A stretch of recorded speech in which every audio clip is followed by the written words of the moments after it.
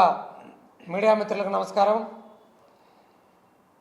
భారతదేశ మాజీ ప్రధానమంత్రి స్వర్గీయ అటల్ బిహారీ వాజ్పేయి గారి 100వ శత జయంతి సందర్భంగా గత నెల 11వ తారీఖు నుంచి మా రాష్ట్ర రథసారథి పివిఎన్ మాధవ్ గారు వారి యొక్క విగ్రహాలని ఆవిష్కరించాలని చెప్పి ప్రతి జిల్లా కేంద్రాలలో వారి యొక్క విగ్రహాన్ని పెట్టాలని పోయిన నెల 11వ తారీఖు ధర్మవరం నుంచి ప్రారంభించి మన రాష్ట్ర రాజధాని అమరావతిలో మొన్న డిసెంబర్ 25వ తారీఖున భారీ ఎత్తున 14 అడుగుల వారి భారీ విగ్రహాన్ని పెట్టడం జరిగింది. తర్వాత పెద్ద బహిరంగ సభ కూడా నిర్వహించడం జరిగింది. అయితే వారి జయంత్యోత్సవాల్లో భాగంగా గుంటూరు నగరంలోని లక్ష్మీపురం సెంటర్లో స్వర్గీయ అటల్ బిహారీ వాజ్పేయి గారి విగ్రహాన్ని రేపు 4వ తారీఖు ప్రతిష్ఠించబోతున్నాం. ఈ సందర్భంగా వారిని స్మరించుకుంటూ వారి యొక్క జీవిత విశేషాలు తెలియాలని చెప్పి ప్రతి ఒక్క ప్రజలకి వారు దేశానికి చేసినటువంటి సేవలు గుర్తు చేసుకుంటూ వారి యొక్క విగ్రహాన్ని ప్రతిష్ఠించబోతున్నాం. దాని సందర్భంగా ఈ కార్యక్రమానికి ముఖ్య అతిథులుగా వచ్చినటువంటి పెద్దలు గౌరవనీయులు బీజేపీ సీనియర్ నాయకులు జూపూడి రంగరాజు గారు, అలాగే మా రాష్ట్ర ఉపాధ్యక్షులు పిట్రా శివనారాయణ గారు, రాష్ట్ర అధికార ప్రతినిధి దర్శనం శ్రీనివాస్ గారు, అలాగే బ్రాహ్మణ్ కార్పొరేషన్ డైరెక్టర్ వెలగలేటి గంగాధర్ గారు ఈ యొక్క ప్రెస్ మీట్ కార్యక్రమంలో పాల్గొన్నారు. ముందుగా ఈ యొక్క కార్యక్రమాన్ని ఉద్దేశించి రాష్ట్ర ఉపాధ్యక్షులు పిట్రా శివనారాయణ గారిని మాట్లాడవలసిందిగా కోరుచు. నమస్కారం మీడియా మిత్రులకు, అలాగే గుంటూరు నగర ప్రజలందరికీ కూడా ఎల్లుండి 4వ తారీఖున ఒక శుభదినంగా మనం చెప్పుకోవాలి.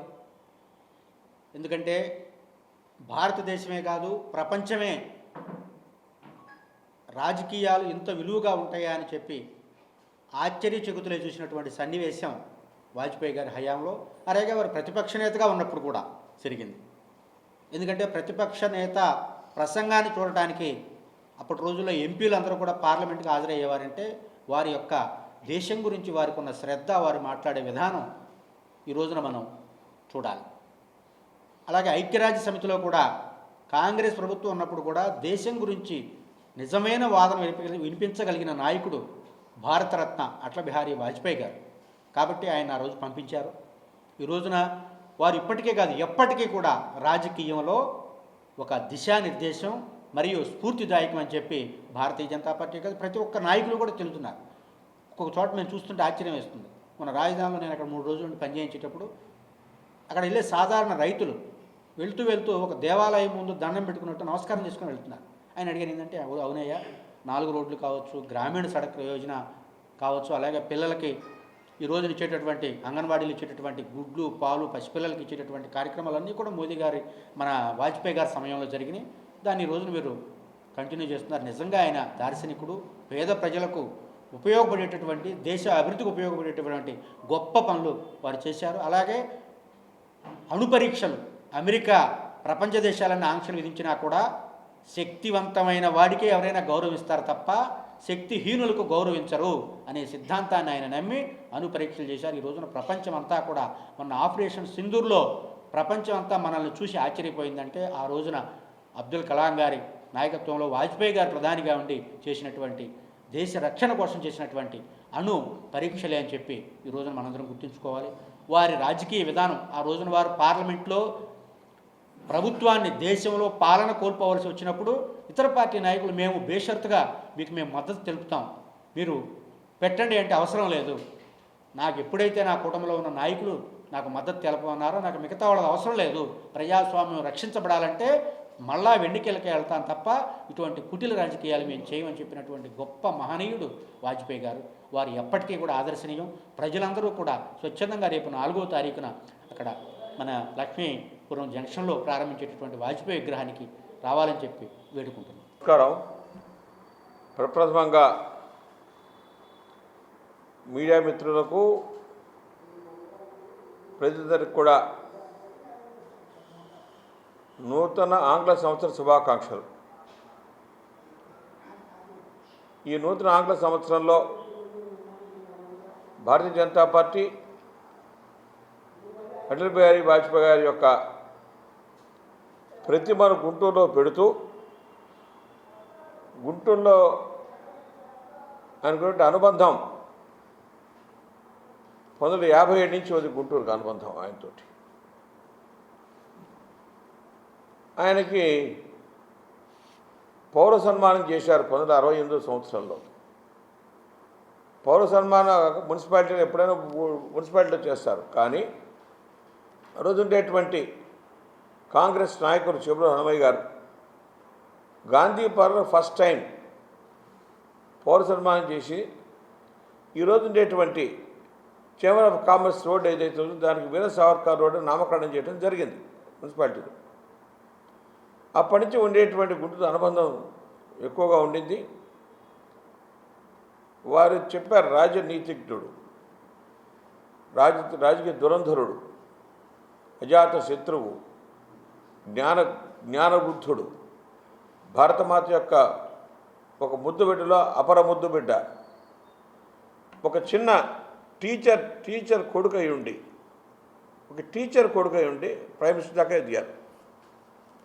కాబట్టి భారతీయ జనతా పార్టీలో సామాన్య మానవుడు పైదాకా వెళ్ళొచ్చు, ప్రైమ్ మినిస్టర్ దాకా వెళ్ళొచ్చు అనేటువంటి సంకేతం మొదటి ఇచ్చిన వాళ్ళలో వాజ్పేయి గారు.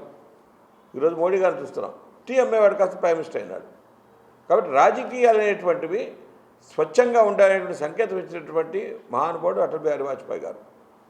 ఇద్దరి ద్వయం, అటల్జీ అద్వానీ ద్వయం ఈ దేశాన్ని ముందుకు తీసుకెళ్ళింది. చిన్న విషయం పూర్తి చేస్తా.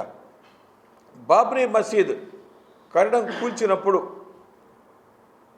ఆయన డిబేట్ కనుక పార్లమెంట్లో ఎవరైనా చదివితే, ఆయన ప్రింట్ చేయిస్తాం, చదివితే మనకు తెలుస్తుంది ఎంత రాజకీయ విలక్షణమైనటువంటి పరిస్థితుల్లో మాట్లాడారనేటువంటిది.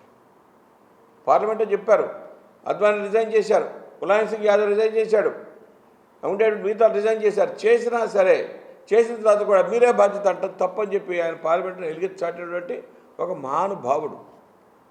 పార్లమెంట్ ఉభయ సభల్లోనూ ఆ రోజునటువంటి సిపిఎం, సిపిఐ, మిగతా పార్టీలన్నీ కూడా వాటికి ఎండకట్టి పెట్టేటువంటిది. 92 కనుక ఒకసారి పార్లమెంట్ డిబేట్ చదివితే, ఆ డిబేట్ చదివినప్పుడు తెలుస్తుంది రామ జన్మభూమికి చేసినటువంటి అవిరళ కృషి ఏదైతే ఉందో అద్వానీ గారు పక్కన చేస్తే పార్లమెంట్లో సమర్థించి సమర్థవంతంగా ఈ గుడి కట్టడానికి మూల కారణమైనటువంటి 1992 డిబేట్ ఆఫ్ అటల్ బిహారీ వాజ్పేయి. కాబట్టి ఈ రోజున మోడీ గారు అయోధ్యలో రామ జన్మభూమి కట్టారనేటైతే దాని మూల స్తంభం, మూల కారణం ఇద్దరు మహాపురుషులు, వాళ్ళల్లో అద్వానీజీ, వాజ్పేయి గారు. దాని తర్వాత రామ జన్మభూమి న్యాస్ చేసినటువంటి స్వామీజీ, నలుగురు కలిసి ఈ రోజున రామ జన్మభూమి కోసం జరిగింది. కాబట్టి అలాంటి మహానుభావుడి యొక్క ప్రతిమని గుంటూరులో పెట్టడం చాలా ముదావహం. దాంతోపాటు ప్రజలకు స్ఫూర్తి. చాలామంది చేస్తున్నాం, చాలామంది విగ్రహాలు పెడుతున్నారు, స్ఫూర్తి ఏముంది? ఈయన చూస్తే ఒక స్ఫూర్తి రావాలి. ఆ స్ఫూర్తి స్థల్ ఈ రోజున గుంటూరులో హరిహర్ మహల్ దగ్గర ఉండే లక్ష్మీపురంలో స్ఫూర్తి స్థల్ వస్తుంది. దాని మూలం ఏంటంటే బీజేపీ కార్యకర్తలకు కూడా మేము ఇట్లా ఉండాలి, ఇట్లా నిలబడాలి అనే ఒక ఆదర్శం అనేటువంటి విగ్రహాన్ని తీసుకొచ్చి పెట్టి బీజేపీ రాష్ట్ర పార్టీ చేసినటువంటి కృషి ఏదైతుందో మీ అందరూ కూడా ఆహ్వానించాలని కోరుతున్నాం. మీటింగ్కి రావాలని మా ప్రార్థన. 4వ తారీఖు ఉదయం 11 గంటలకి మా రాష్ట్ర అధ్యక్షులు పివిఎన్ మాధవ్ గారు వారి యొక్క విగ్రహాన్ని ఇనాగ్రేషన్ చేస్తారు. అలాగే ఈ జిల్లా నుంచి మంత్రులు, ఈ జిల్లాలో ఉండే శాసనసభ్యులు, అలాగే జనసేన, టీడీపీ, బీజేపీ ముగ్గురు నాయకులు, కార్యకర్తలందరూ కూడా ఈ కార్యక్రమంలో పాల్గొంటారు.